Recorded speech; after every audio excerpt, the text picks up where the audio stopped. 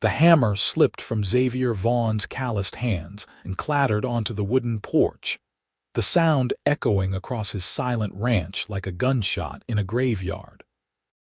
He stared at the last board he had just nailed across the final window of his home, sealing himself inside a tomb of grief and memories, shutting out the California sunlight that his beloved Sarah had loved so dearly. It was the spring of 1882, 3 months since influenza had stolen his wife away, and Xavier had decided that if the world insisted on continuing without her, he would simply stop participating in it. The Vaughn Ranch sat on 200 acres of prime grazing land just outside Ukiah, California, a town that had grown from a rough settlement into a proper community over the past 2 decades. Xavier's cattle operation had once been the pride of Mendocino County, but now the fences sagged, the barn needed repairs, and the cattle wandered aimlessly without proper rotation between pastures. His ranch hands had quit one by one, unable to work for a man who barely spoke and refused to come out of his darkened house, except to feed the animals and check the water troughs. At 32 years old, Xavier looked a decade older, his dark hair overgrown, his face gaunt from irregular meals, his green eyes hollow and distant. Inside the boarded-up house, Xavier moved through the darkness like a ghost haunting his own life. He knew every piece of furniture by touch, every floorboard's particular creak. He left Sarah's things exactly where she had placed them, her shawl still draped over the chair by the fireplace, her hairbrush on the dresser, her teacup unwashed on the kitchen table from that last morning when she had smiled at him and said her throat felt a little scratchy. He talked to her sometimes in the darkness, told her about his day, asked her opinion on things he would never actually do. The darkness felt safer than facing a world full of light that she would never see again. Natalie Kendrick had been living her whole life in the saddle, or so it seemed. At 22 years old, she had spent the better part of 2 decades trailing behind her father, Clayton Kendrick, one of the most sought-after horsebreakers and cattle drivers in California. Her mother had died bringing her into the world, and Clayton had raised his daughter the only way he knew how on the trail, under the stars, teaching her to rope and ride before she could properly read and write. She learned her letters from wanted posters and her numbers from counting cattle. Her son's streaked brown hair was usually braided down her back, and her blue eyes could spot a lame horse or a sick steer from 100 yards away. They had arrived in Ukiah on a warm May morning, hired by a neighboring rancher named Thomas Pried to help drive a herd north to sell. Pried was a talkative man who loved to gossip, and over coffee that first morning, he told them about the Vaughn Ranch and the tragedy that had befallen it. "Best ranch in the county, or it was," Pried said, shaking his head. Xavier Vaughn built that place up from nothing with his wife Sarah. Sweetest woman you ever met, always had a kind word and a meal for anyone who stopped by. But the influenza that came through last winter took her quick. Xavier found her one morning, fever so high she was out of her head. She was gone within 2 days. He hasn't been the same since. Boarded up every single window in that house, won't let anyone in, barely comes out himself. It's a damn shame. His cattle are suffering, his land is going to waste, and he's just wasting away in that dark house. Natalie felt a pang of sympathy mixed with frustration. She had lost her own mother, though she had never known her, and she had seen her father grieve in his own quiet way. But life went on, and animals depended on you, and you had responsibilities. Still, she understood that grief could twist a person up inside, make them do things that seemed nonsensical to others. That afternoon, as Clayton and Pried discussed the details of the cattle drive, Natalie decided to ride out and see the Vaughn Ranch for herself. She told herself it was just curiosity, but something about the story pulled at her. Maybe it was the image of all those boarded-up windows, a man choosing darkness over light. Maybe it was the waste of a good ranch going to ruin. Or maybe it was something she could not quite name. The Vaughn property was easy to find, marked by a carved wooden sign at the entrance to a long drive lined with oak trees. As she rode closer, Natalie could see that Pried had not exaggerated. The house itself was beautiful, a two-story structure with a wide porch and elegant lines, but every window was covered with rough boards, giving it the appearance of a building abandoned or condemned.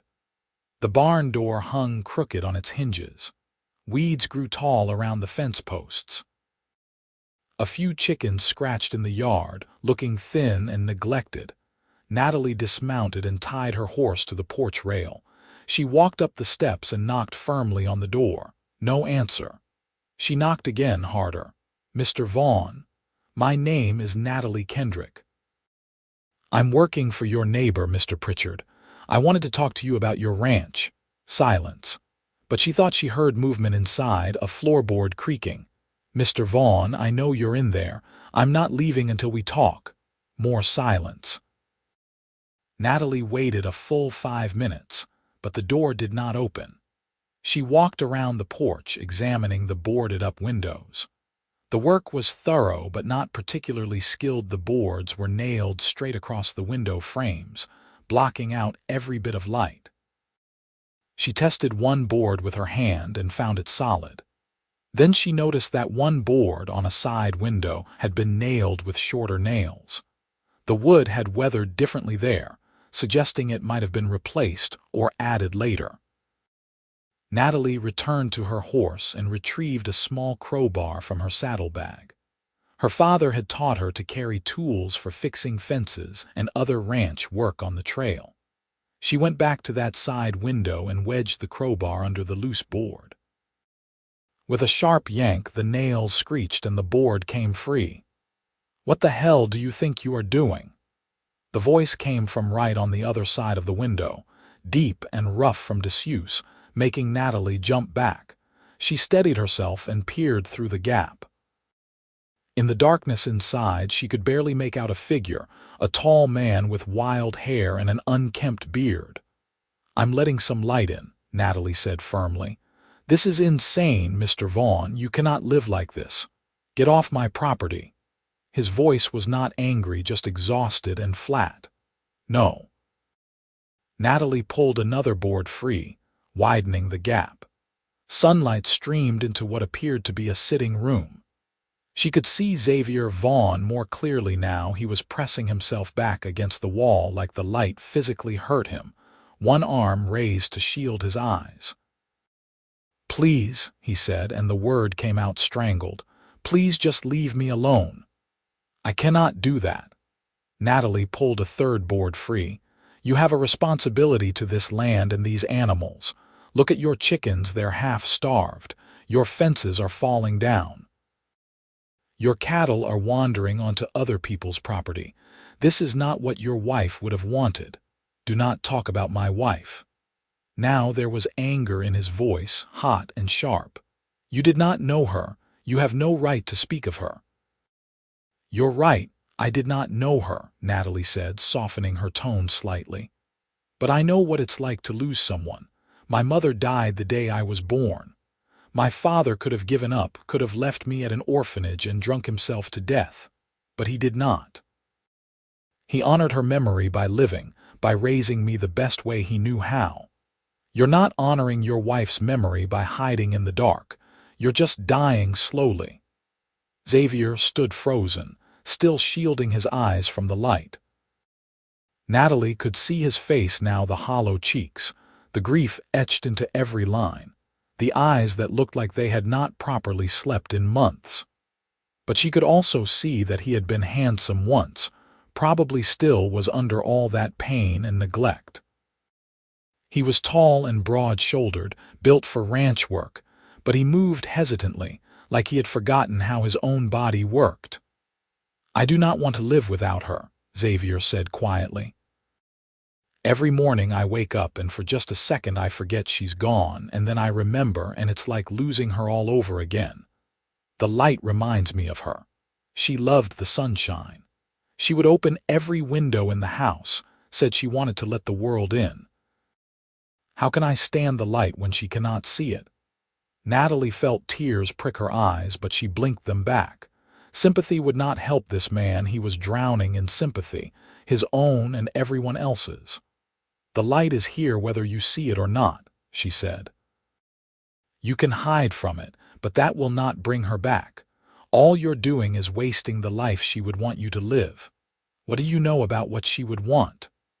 Xavier lowered his arms slightly, squinting at her through the window. You're just some girl playing cowboy with her father. The dismissive words stung, but Natalie refused to back down. I'm a woman who knows how to run a ranch, which is more than you're doing right now. When was the last time you properly fed those chickens? When did you last check your cattle for disease or injury? When did you last fix a fence or mend a gate? Xavier did not answer. He turned away from the window and disappeared into the darkness of the house. Natalie stood there for a long moment, frustrated and uncertain. Then she made a decision. She went to her horse, retrieved her canteen and some jerky from her saddlebag, and climbed through the window she had partially opened. The house was stifling inside, hot and stuffy from being sealed up for months. The air smelled stale, like old food and unwashed clothes and despair. Natalie's eyes adjusted slowly to the dimness.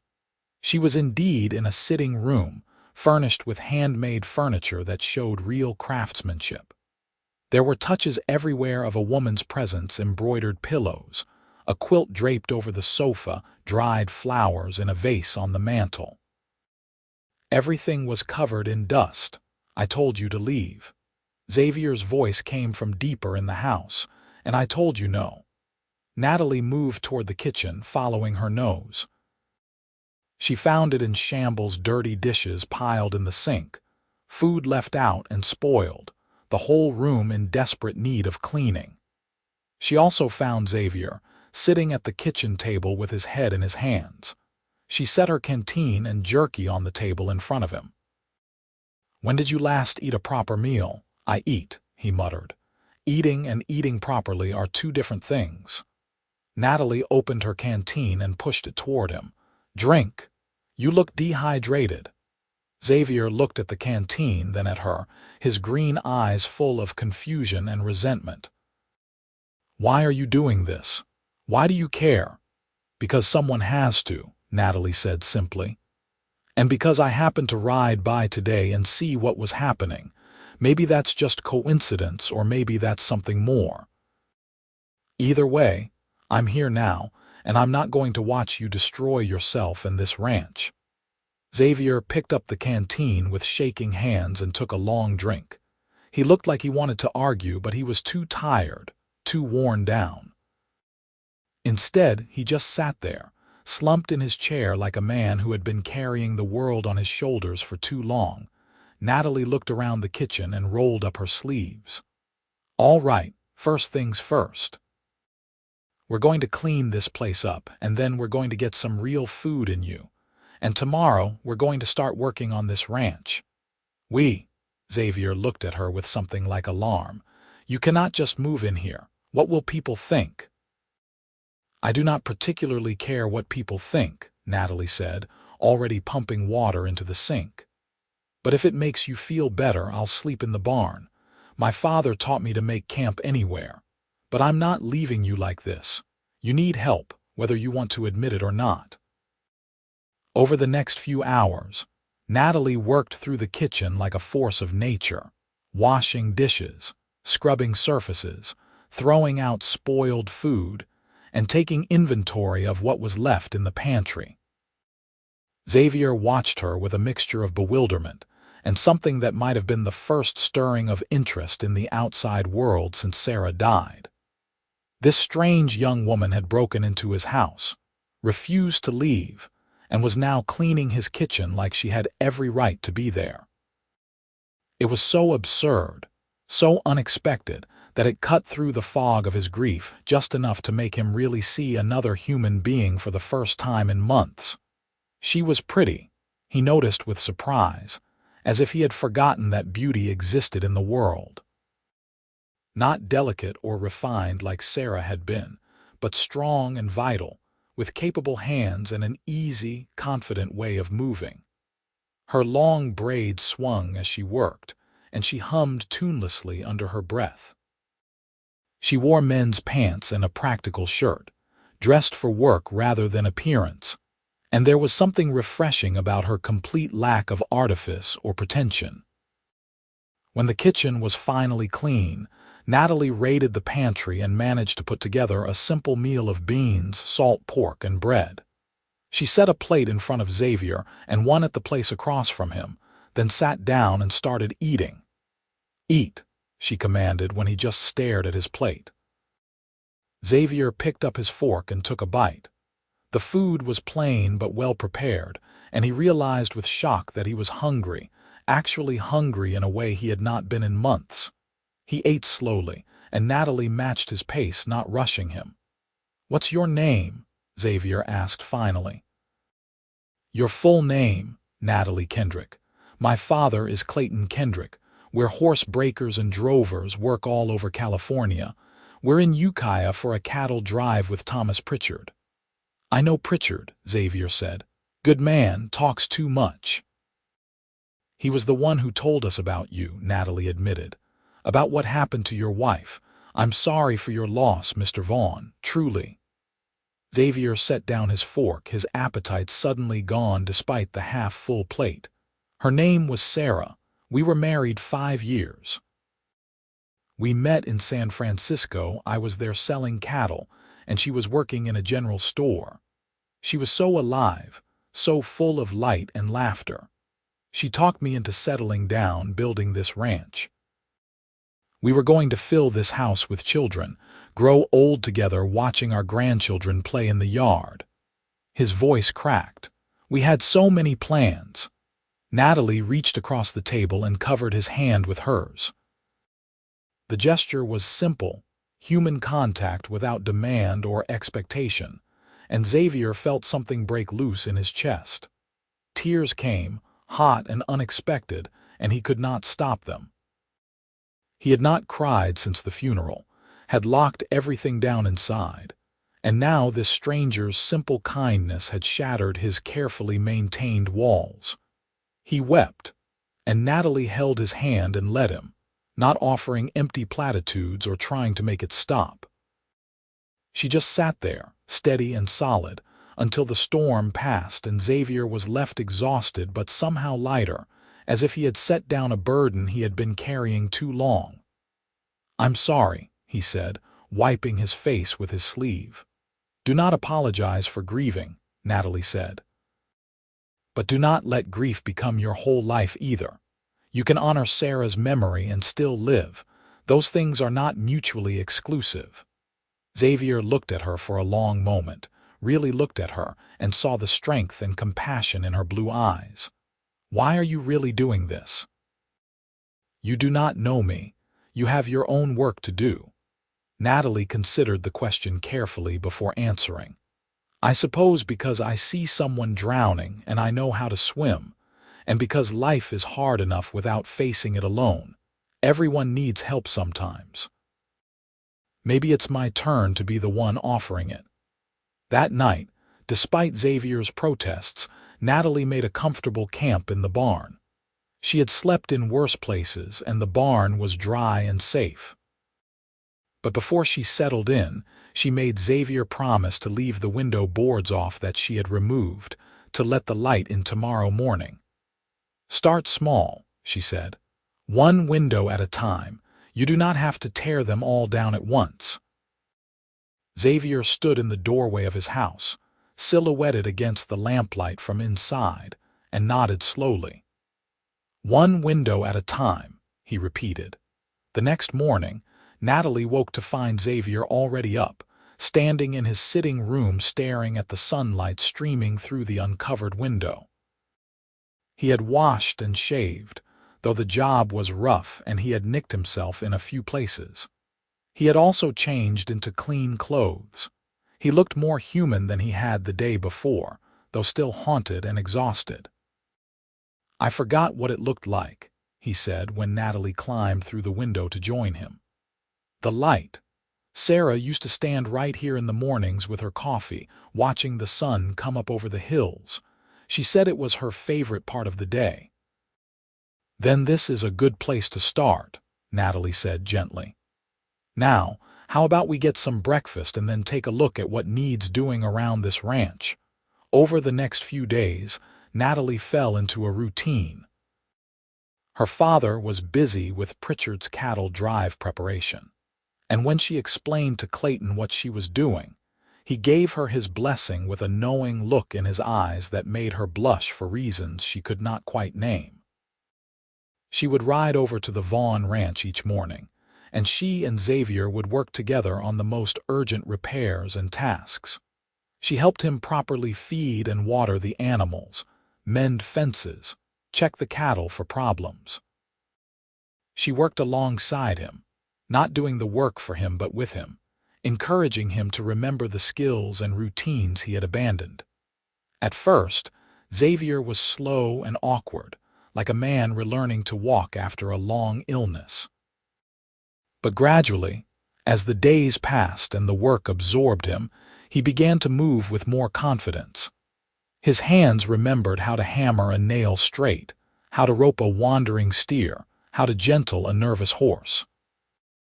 The physical labor tired him out in a good way, and he started sleeping better at night. He ate the meals Natalie prepared with increasing appetite.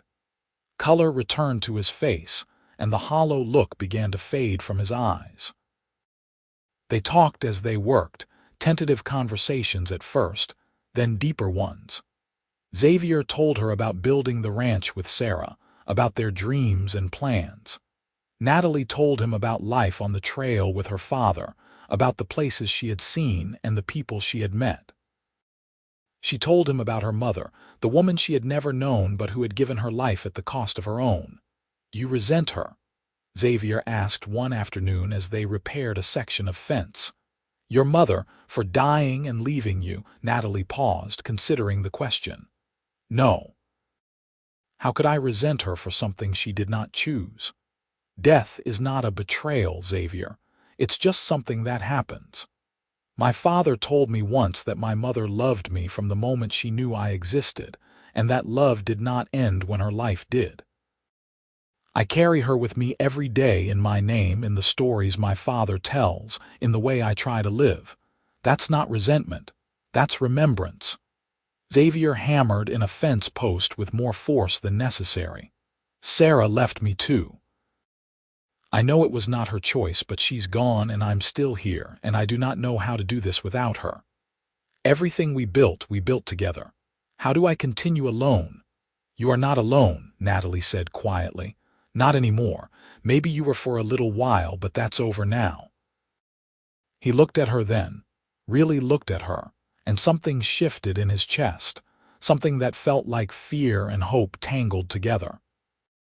This woman who had broken into his house and refused to leave, who had dragged him back into the light, who worked beside him with strength and skill and never asked for anything in return, she had become important to him in ways he was not ready to examine too closely. "Why are you not married?" Xavier asked abruptly, then immediately looked embarrassed. "I'm sorry, that was rude. You do not have to answer that." Natalie laughed, a warm sound that made something in Xavier's chest ache in a way that was not entirely unpleasant. "It's all right. The answer is simple enough. I have never stayed in one place long enough to form that kind of attachment, and most men are not interested in a woman who can outride and outshoot them. My father always said I was too independent for my own good, but he raised me that way, so he cannot really complain." "Those men were fools," Xavier said, and was surprised to find he meant it. "Independence is not a flaw. It's a strength." They worked in companionable silence for a while longer, but something had changed between them, a subtle shift in the air that both felt but neither acknowledged aloud. That evening, as Natalie prepared to return to the barn where she had been sleeping, Xavier stopped her. "I've been thinking," he said, looking uncomfortable. "You should not be sleeping in the barn. There's a perfectly good guest room upstairs. It's not right, you working so hard all day and then sleeping out there."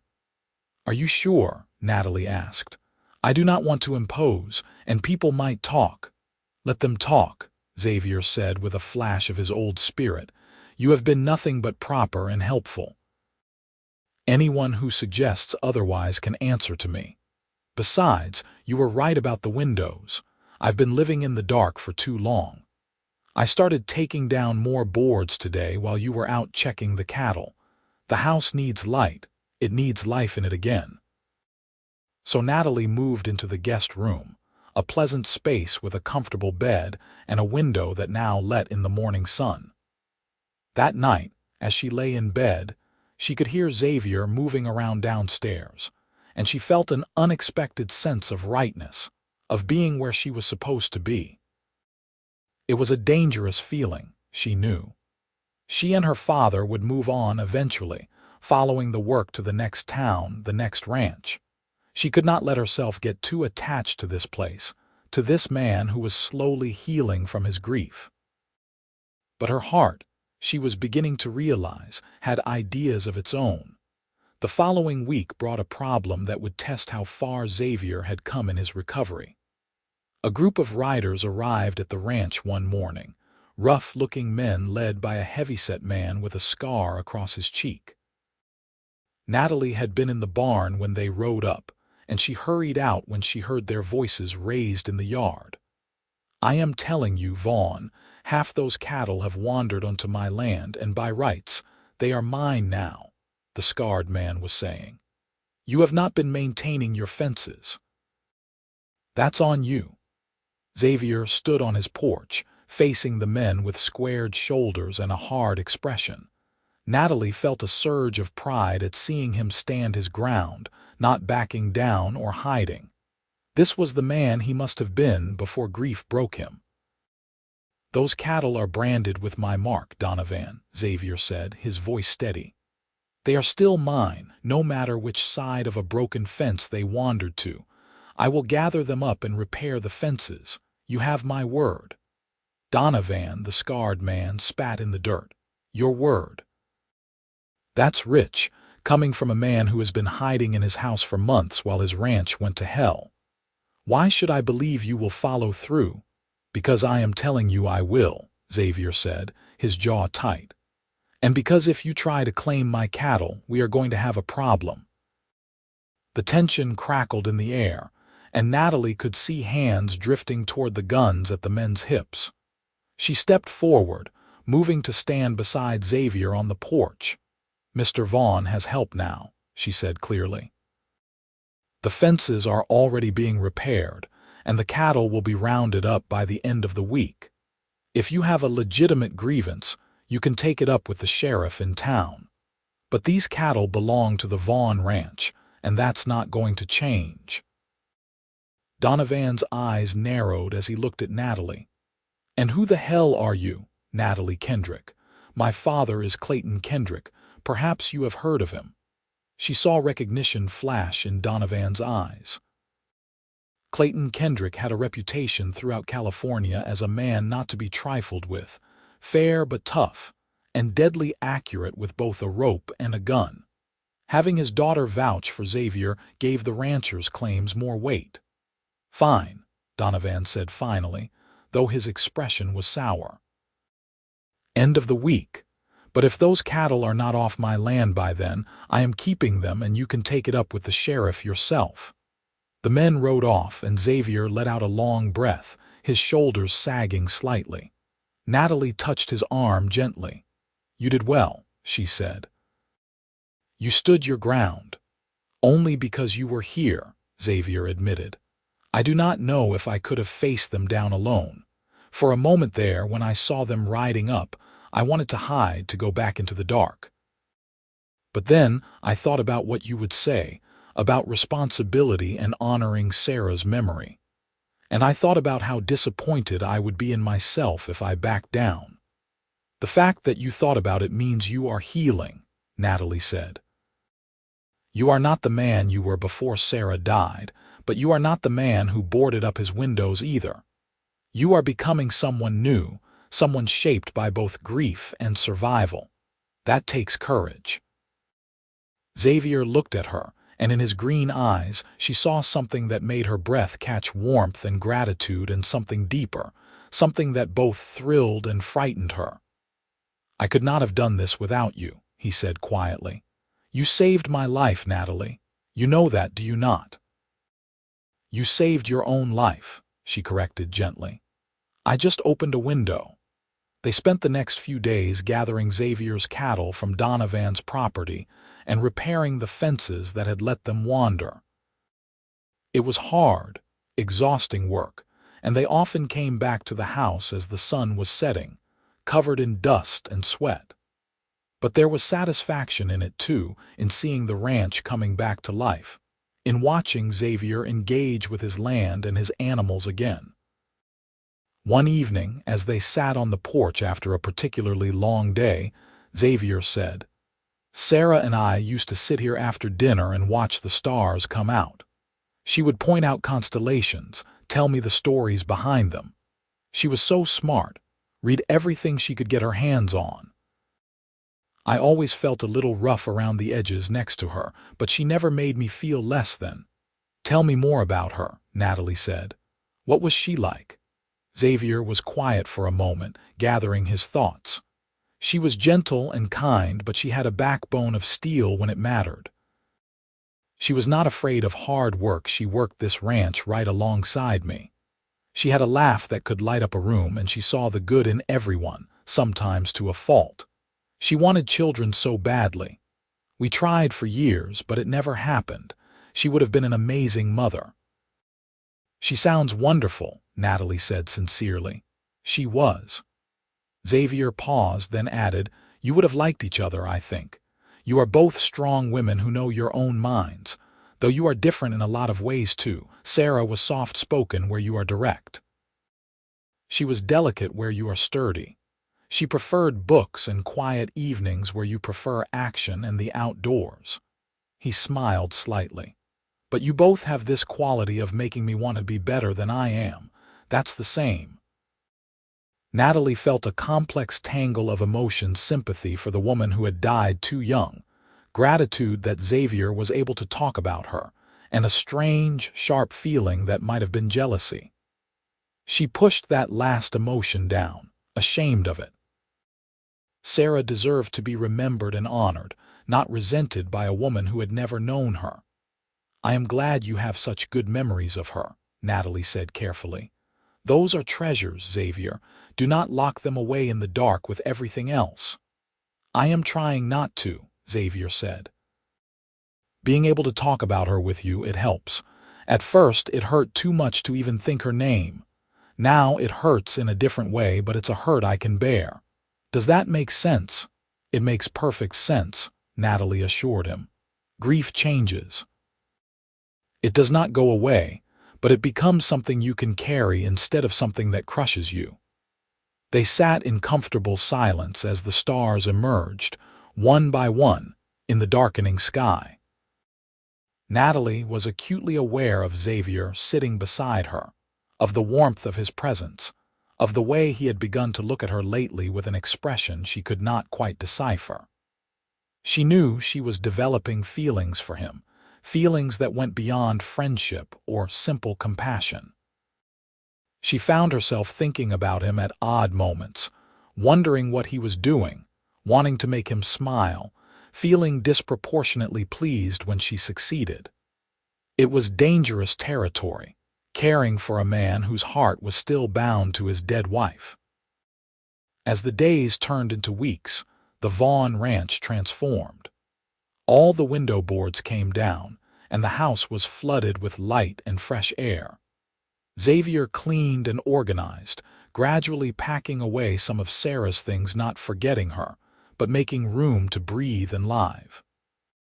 The fences were repaired, the barn door fixed, the animals properly tended.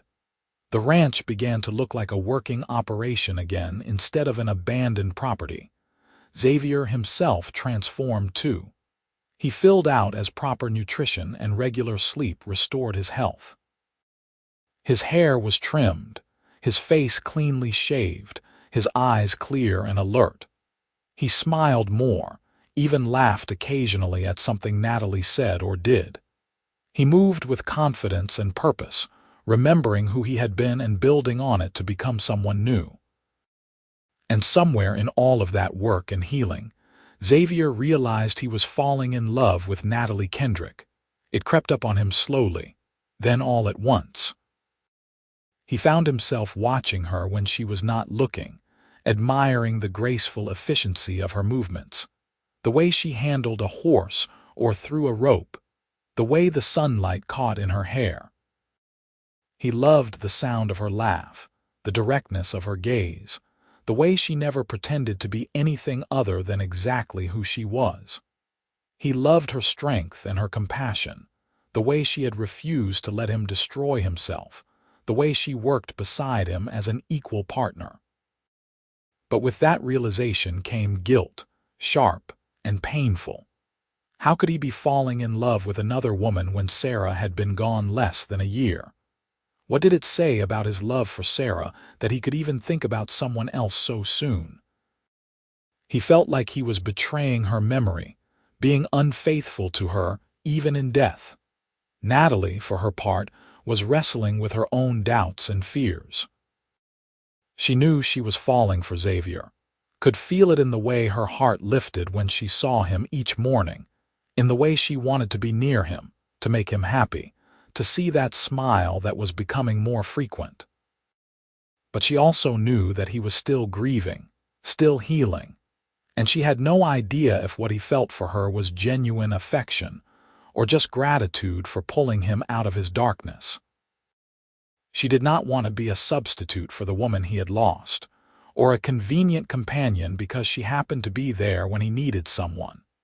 The tension between them grew, unspoken but palpable, full of lingering glances and careful distances, words unsaid and touches avoided. They both felt it, both danced around it, both were terrified of what it might mean. Things came to a head on a warm June afternoon when they were working together in the barn, repairing some old tack. Xavier was struggling with a particularly stubborn piece of leather, and Natalie moved closer to help him.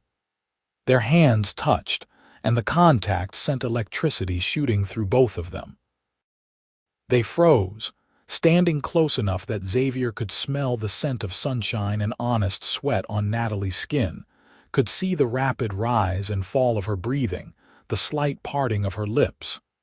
"Natalie," he said, his voice rough, "I need to tell you something." "Do not," she said quickly, stepping back. "Please, Xavier, do not say anything you are not ready to say.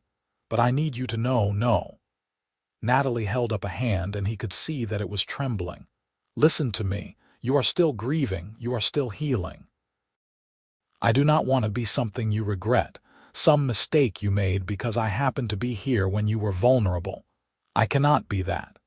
You think that is what this is?" Xavier felt a surge of frustration. "You think I am just confused or grateful?" "I do not know what to think," Natalie said honestly. "All I know is that 6 weeks ago you were boarded up in a dark house, wishing you were dead. Now you are standing here in the light, alive and healing, and maybe you are confusing the person who helped you get here with something more. I need you to be sure, Xavier. I need you to be absolutely certain because I cannot," her voice broke slightly. "I cannot give my heart to someone who is still in love with someone else." "I did love Sarah," Xavier said quietly. "I loved her with everything I had.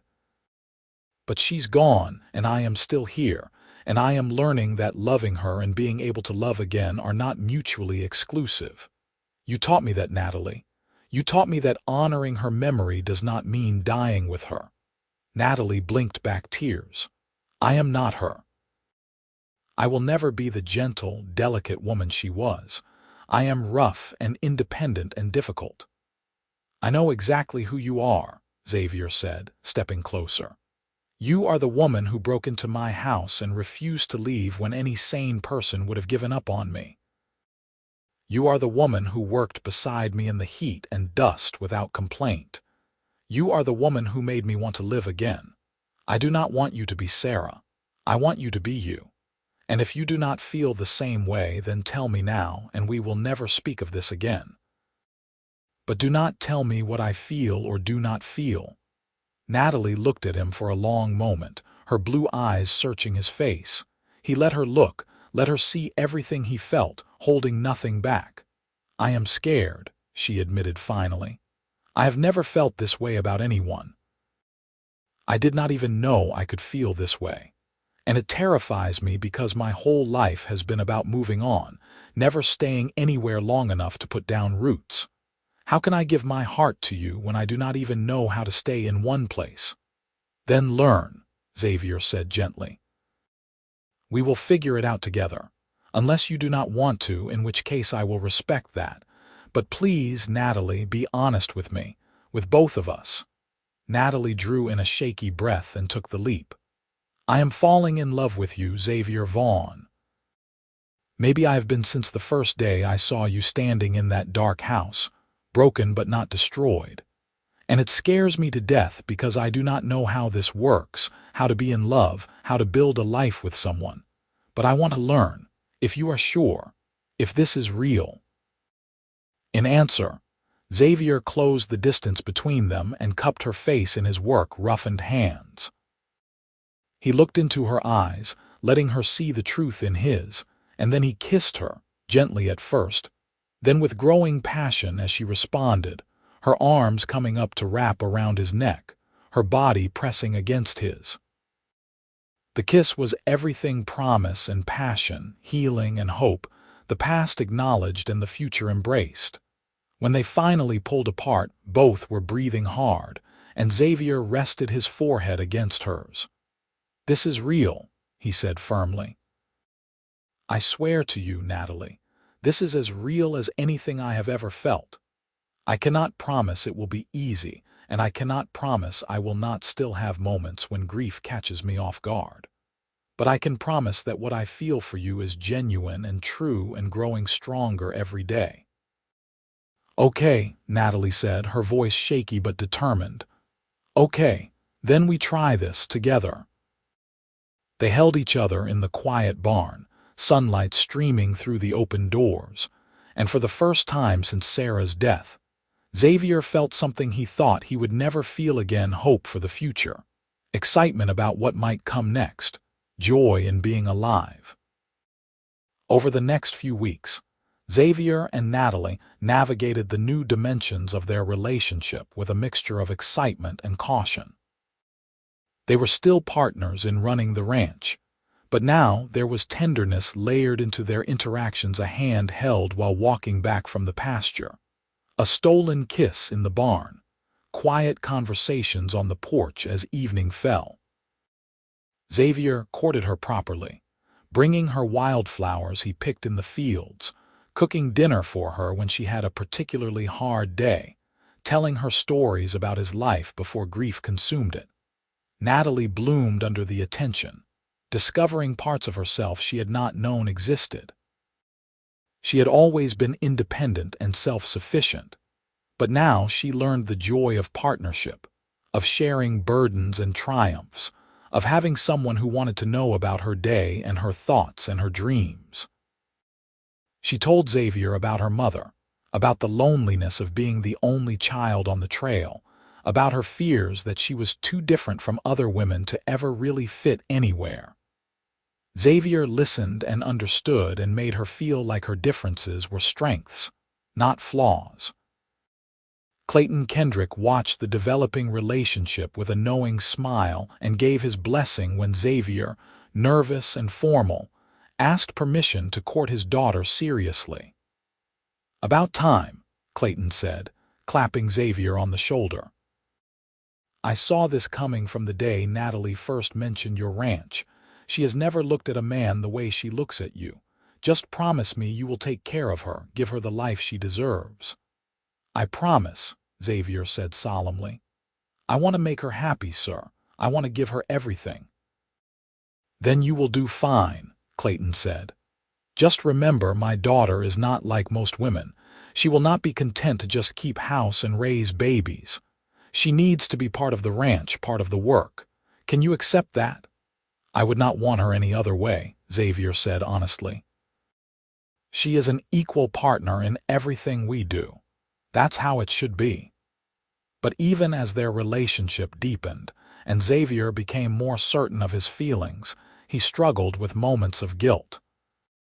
There were times when he would be laughing with Natalie and suddenly remember a similar moment with Sarah, and the joy would turn to ash in his mouth.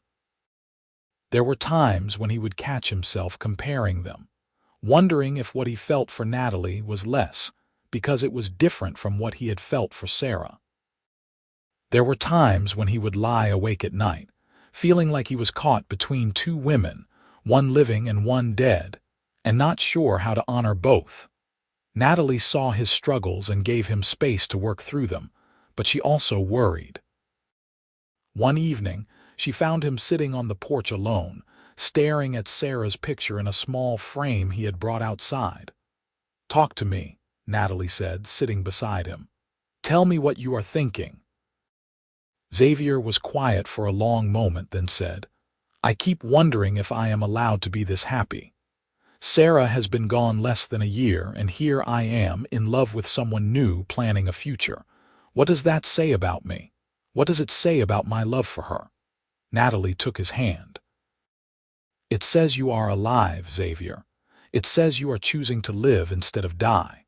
Do you really think Sarah would want you to spend the rest of your life alone, mourning her? From everything you have told me about her, she loved you. People who love us want us to be happy, even when they are gone."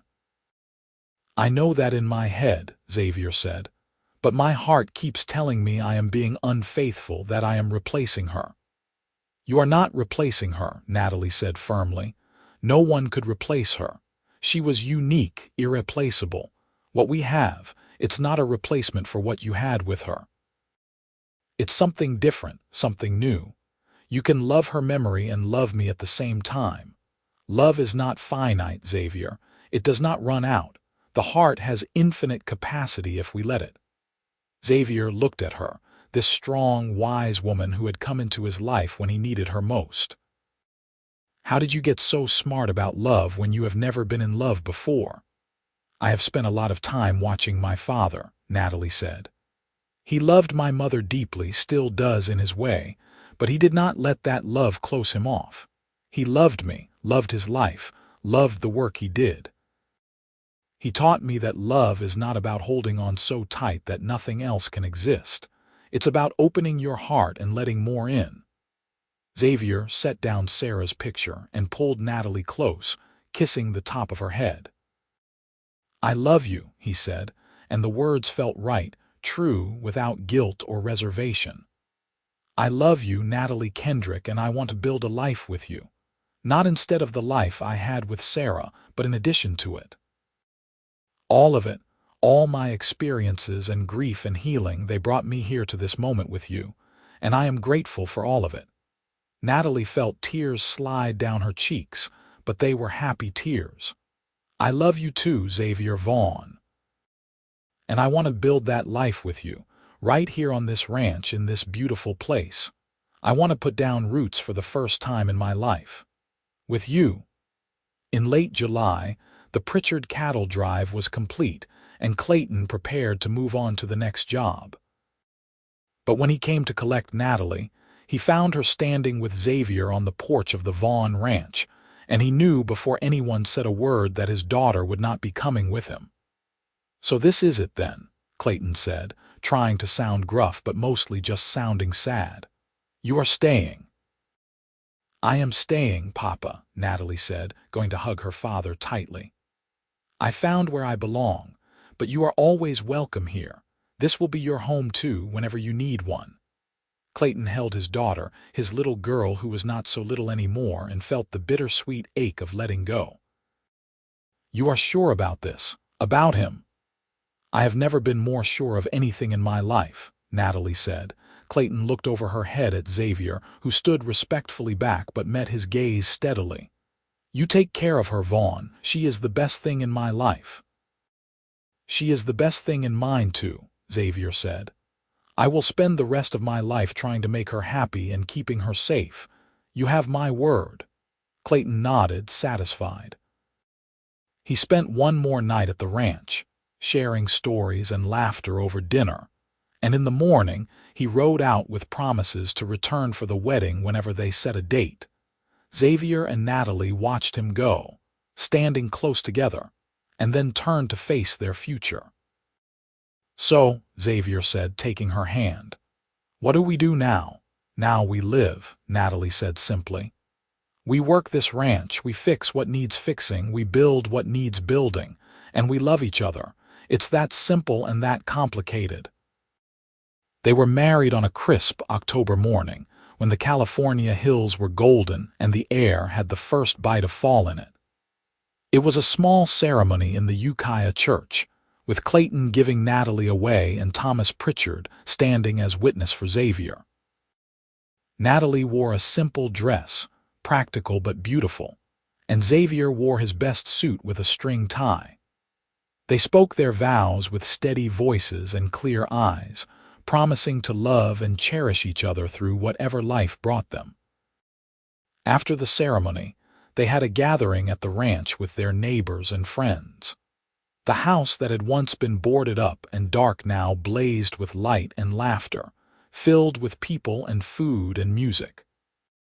Sarah's memory was honored too. Xavier had placed her picture on the mantel with flowers, and he raised a glass to her during the celebration, thanking her for the years they had shared and asking her blessing on this new chapter. That night, when the guests had gone and the house was quiet, Xavier carried Natalie over the threshold of their home, and they began their married life together with tenderness and passion, building something new on the foundation of what had come before. The first year of their marriage was full of learning and adjustment.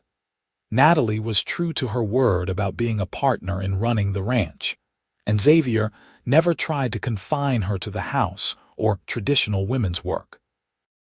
They worked side by side, expanding the herd, improving the breeding stock, experimenting with new techniques they heard about from other ranchers.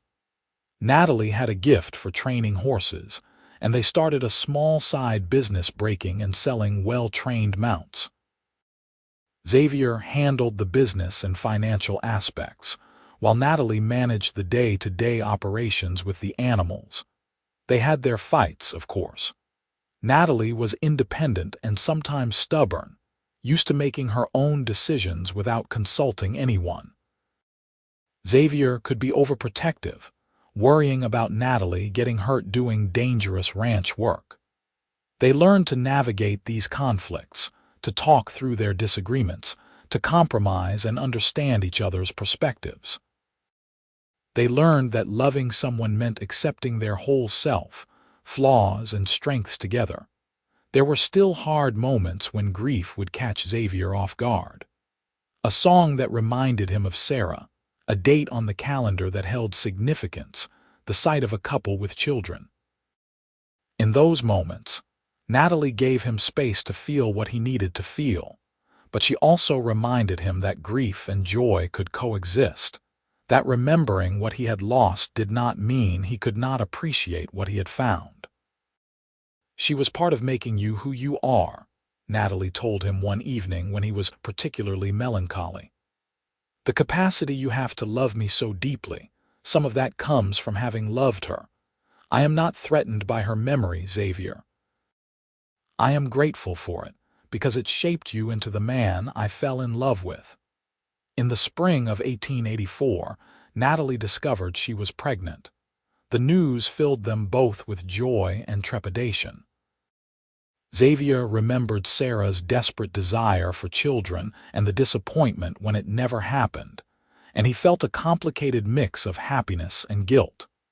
Natalie was nervous too, knowing the story of her own mother's death in childbirth, wondering if she would meet the same fate. Xavier held her as she cried out her fears. "I am terrified," she admitted. "What if something goes wrong? What if I die and leave you alone again? What if our baby grows up never knowing me like I never knew my mother? We will get the best doctor in the county," Xavier promised. "And I will be with you every step of the way. You are strong, Natalie, stronger than anyone I know. And whatever happens, we will face it together. But I have to believe that you will be fine, that we will all be fine." The pregnancy was challenging. Natalie hated being slowed down by her changing body, hated having to give up some of the more dangerous ranch work. But Xavier was attentive and supportive, taking on extra work so she could rest, making sure she ate properly and saw the doctor regularly. Clayton came to stay for a few weeks as her due date approached, wanting to be there for his daughter during this critical time. In December of 1884, on a cold winter night, Natalie went into labor. The birth was long and difficult, lasting more than a day, and there were moments when everyone feared the worst. But Natalie was indeed as strong as Xavier believed, and she fought through the pain and exhaustion. Finally, as dawn broke over the California hills, their son was born, healthy and squalling, with his mother's blue eyes and his father's dark hair. They named him Samuel Clayton Vaughn, after no one in particular, but choosing a name that felt right, that belonged to this new little person who was his own unique self. Xavier held his son for the first time and wept, overwhelmed by love and gratitude, and relief that Natalie had survived. This child was a miracle, a gift, proof that life continued and love created new beginnings. Natalie recovered slowly but surely, and she took to motherhood with the same determination she brought to everything else. She nursed Samuel herself, refusing the wet nurse that wealthier families might have hired. She wore him in a sling while she did lighter ranch work, unwilling to be completely separated from the life she had built. Xavier was a devoted father, learning to change diapers and soothe a crying baby, walking the floors at night when Samuel was fussy so Natalie could rest. As Samuel grew from infant to toddler, the ranch prospered. Word spread about the quality of horses trained at the Vaughn Ranch, and buyers came from all over the county. Xavier and Natalie hired a few ranch hands to help with the expanding operation, building a bunkhouse and establishing themselves as one of the premier ranches in the region. The house rang with the sounds of a child's laughter and the normal chaos of a busy family life. When Samuel was 2, Natalie became pregnant again. This time there was less fear and more excitement, though Xavier still worried. Their daughter was born in the spring of 1887, a relatively easy birth that lasted only a few hours. They named her Clara Rose Vaughn, and she had her mother's sunny disposition and her father's green eyes. Xavier would sometimes sit on the porch in the evenings, watching Natalie play with their children in the yard, and marvel at how much his life had changed. 8 years ago, he had been a broken man sealed up in darkness, certain that his life was over. Now he had a thriving ranch, a woman he loved deeply, and 2 beautiful children.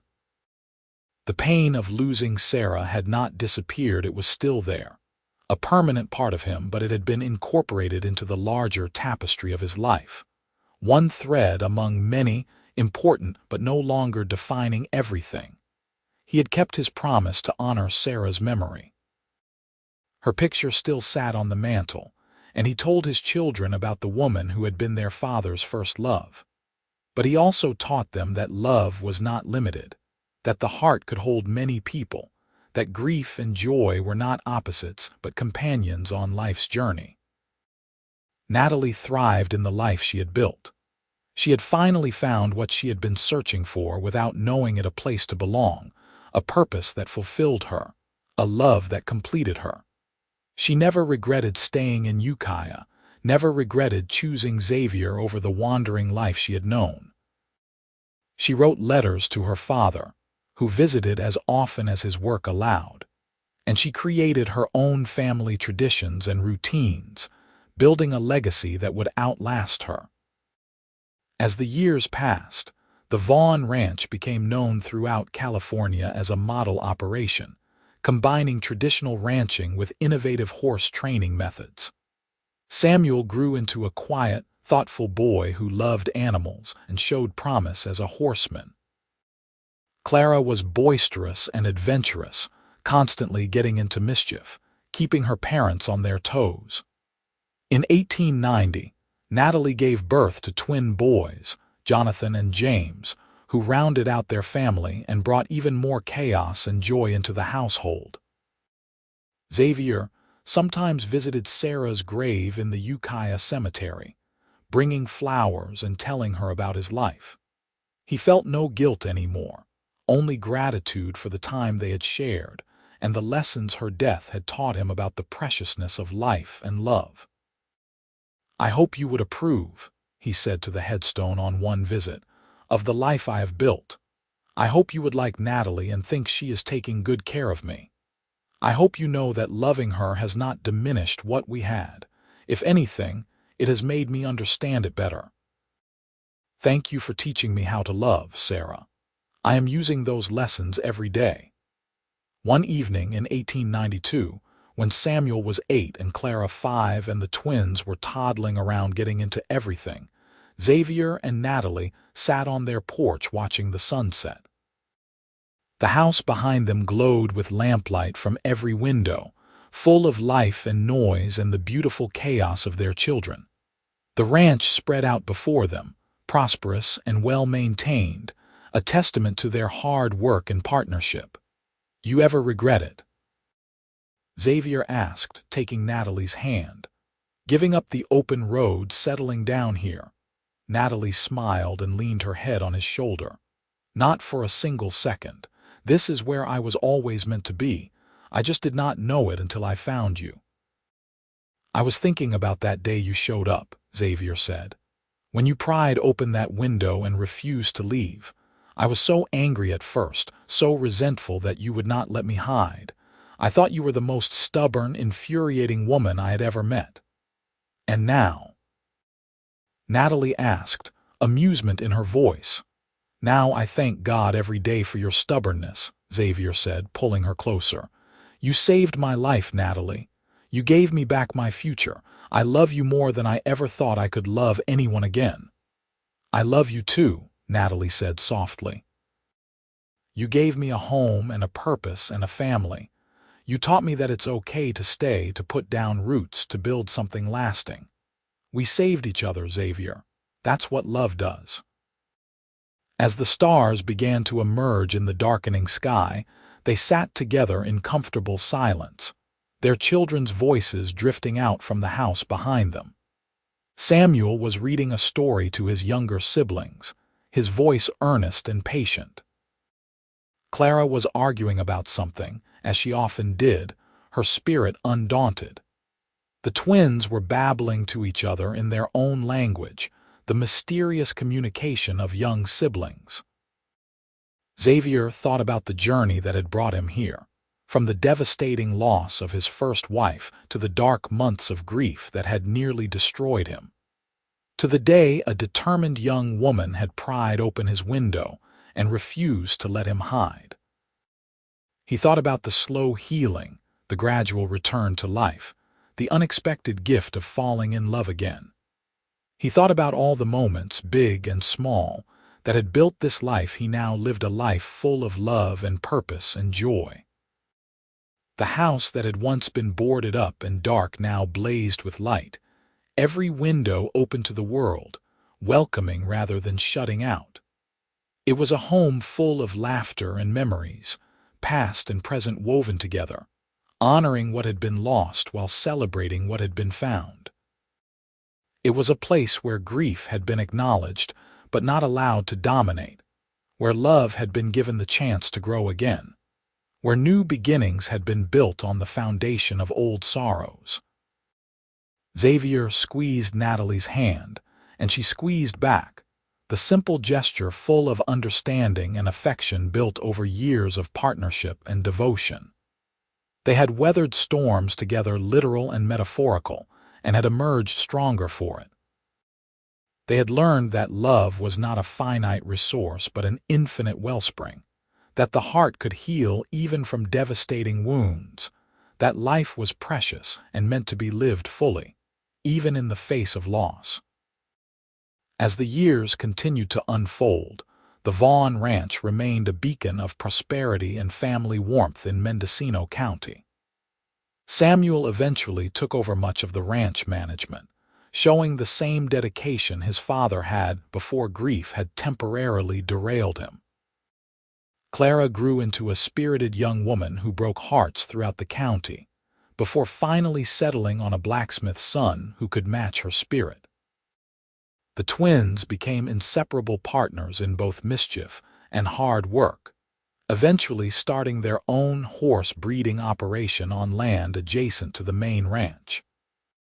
Clayton Kendrick lived to see his grandchildren grow into adulthood, spending his final years splitting time between the trail he loved and the ranch where his daughter had found her home. He died peacefully in his sleep at 70, in the guest room that Natalie always kept ready for him, and was buried in Ukiah near where Sarah lay. Two people who had shaped Xavier and Natalie's lives in profound ways. Xavier and Natalie grew old together, their love deepening with each passing year rather than fading. They became the kind of couple that neighbors pointed to as an example of what marriage could be: partnership and passion, respect and romance, weathering the inevitable challenges of life while holding fast to each other. They added a daughter-in-law when Samuel married, and then grandchildren began arriving, filling the house with new generations and new laughter. On their 30th wedding anniversary, Xavier and Natalie renewed their vows in the same Ukiah church where they had married, surrounded by their children and grandchildren. Natalie, at 54, was still strong and vibrant, her hair now streaked with gray but her blue eyes as clear and direct as ever. Xavier, at 64, had aged gracefully, his dark hair silver now, his face lined but still handsome, his green eyes still lighting up whenever Natalie entered a room. 30 years ago, Xavier said in his vows, I was a broken man living in darkness, and you pried open a window and refused to let me hide. You saved my life, and then you made it worth living.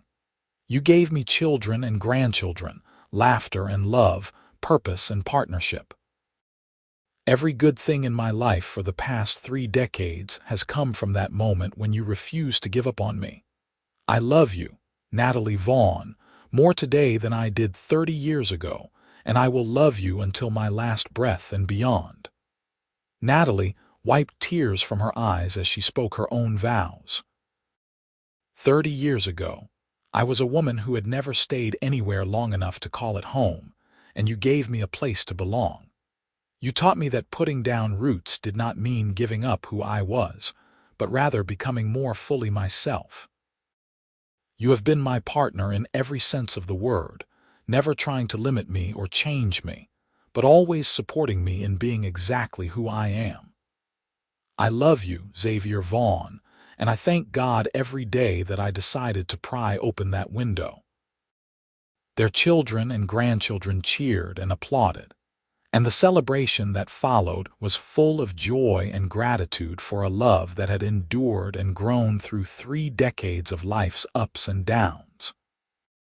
Xavier lived to be 78, dying peacefully in his sleep with Natalie beside him, having lived a full and satisfying life far beyond the dark months when he had wished for death. His last words to Natalie were, "Thank you for everything. You made me whole again. I will love you forever." Natalie mourned him deeply, but did not let grief consume her the way it had consumed Xavier so many years ago. She had learned from his journey that honoring someone's memory meant continuing to live fully, to love deeply, to engage with the world rather than withdrawing from it. She remained active in the ranch until her own death at 84, surrounded by her children and grandchildren and great-grandchildren, leaving behind a legacy of strength and love and determination. The Vaughn Ranch continued through the generations, maintained by Samuel and his descendants, a thriving operation that honored both Xavier's original vision and Natalie's contributions. The house itself became a family treasure, with every window always open to the light, always welcoming rather than shutting out. Sarah's picture remained on the mantel through the years, a reminder that love could take many forms and that honoring the past did not mean being trapped by it. And sometimes, on quiet evenings, Xavier and Natalie's descendants would sit on that same porch where their great-grandparents had sat so many years before, watching the sunset over the California hills. And they would tell the story of the grieving rancher who had boarded up every window after his wife died, and the cowboy's daughter who had pried one open, letting in the light and love that would transform not just one man's life, but generations to come. It became a family legend, a story about second chances and the redemptive power of love, about courage and stubbornness, and refusing to let someone give up on life. It was a story that reminded them that even in the darkest times, there was always hope, always the possibility of new beginnings, always someone who might pry open a window and let the light back in. The ranch itself stood as a monument to that truth, to the idea that life could break you but did not have to destroy you, that grief was real and valid but did not have to be the end of the story, that love could bloom in unexpected places if you were brave enough to open your heart again. Xavier and Natalie's love story became intertwined with the land itself, with every fence post and barn beam, every sunrise and sunset, every generation of children running through the fields where their great-grandparents had once worked and loved and built a legacy of hope. And through it all, every single window in that house remained open, letting in the light that Sarah had loved and Natalie had restored, a permanent reminder that even the darkest grief could be transformed by love, that life was meant to be lived in the light, that there was always reason to hope for tomorrow.